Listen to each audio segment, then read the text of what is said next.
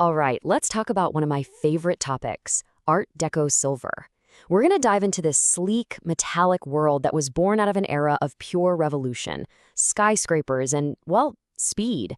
This stuff is so much more than just old silverware. It's a piece of history you can literally hold in your hand. But first, let me ask you something. Is all old silver basically the same?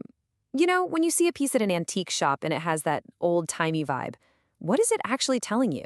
You might think it's all one big category, but the answer is a huge, resounding no. And boom, this is what I'm talking about. On the one hand, you've got Victorian style, super ornate, kind of fussy, covered in all those flowers and vines. And on the other, Art Deco, just sleek, geometric, and bold. I mean, talk about night and day, right? This was a clean, sharp break from everything that came before. Okay, so let's get right into it. What exactly is Art Deco silver? I'm going to give you the fast answer first, the quick and dirty definition, so we're all on the same page. So, what are we really looking at here?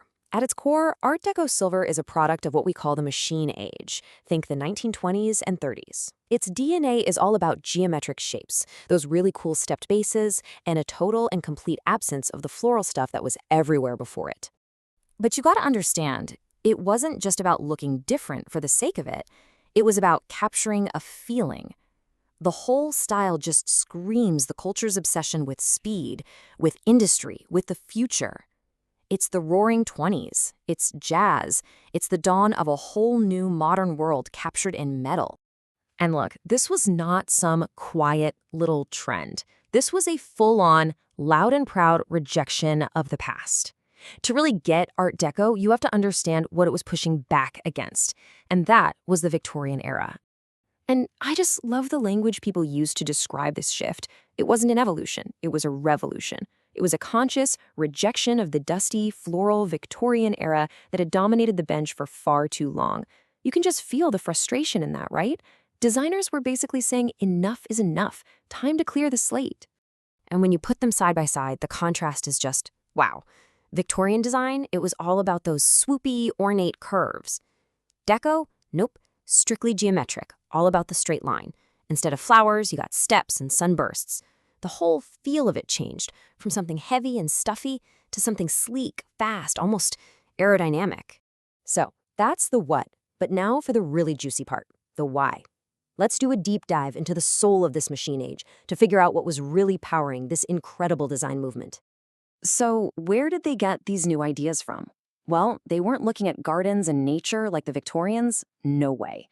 They looked up, and what did they see? The sharp, powerful lines of skyscrapers. They saw locomotives thundering down the tracks. The sleek wings of airplanes. This was all about the beauty of what humans could build. And this next quote, man, it just hits the nail on the head.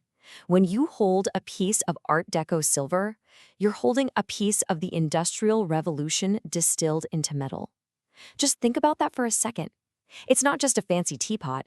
It's like a tiny monument to a massive shift in human history. At its heart, this style was all about one thing, honesty. For these designers, the line was everything. And with these clean, simple designs, you couldn't hide anything. A sloppy weld, a crooked seam, it would stick out like a sore thumb. You couldn't just cover it up with a stamped rose. The craftsmanship had to be perfect. And there's a real bravery in that kind of simplicity. Okay, lean in. Here's a fantastic pro tip for you. When you're out treasure hunting, keep your eyes peeled for stepped bases. You'll see them on trophies, on tea sets, you name it. That iconic shape, that silhouette, it's like the top of the Empire State Building. It's a dead giveaway for a genuine deco gem. And of course, the culture of the time was a huge driver. We're talking about the jazz age. Cocktail parties were exploding in popularity, and suddenly everyone needed a stylish cocktail shaker or a modern tea set.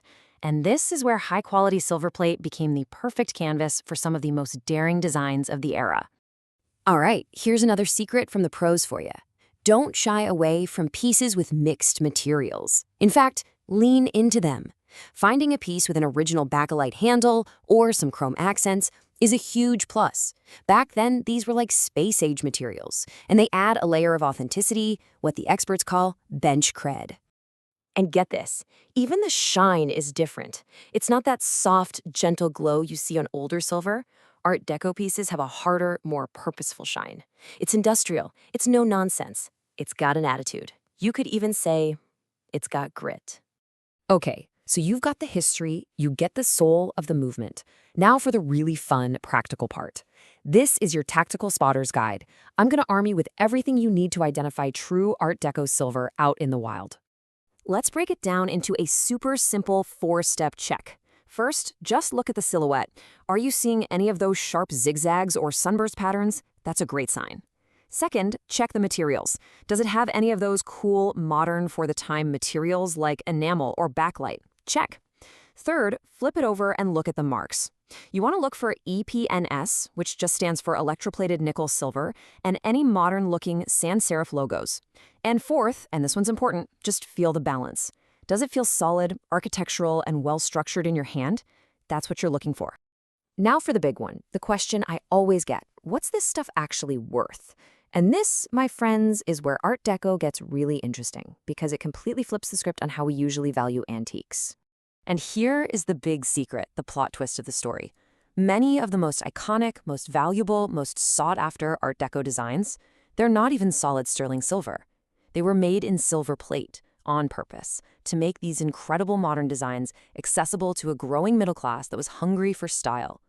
So you have to get this one key idea straight in your head. There's something called melt value, which for silver plate is, well, pretty low. It's just based on the metal content. But then there's design value, and that can be through the roof. It's all about the history, the maker, the story, and yeah, that very real cool factor. You have to remember, you're buying a piece of art, not just a lump of metal.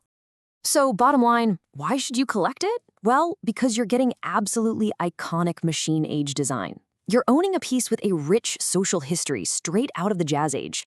You're getting that undeniable, off-the-charts cool factor. And maybe best of all, you're getting a piece of accessible art that represents a massive turning point in our history. In the end, it really all boils down to this one powerful idea. Art Deco is about honesty in design, sharp lines, bold moves, and no fluff.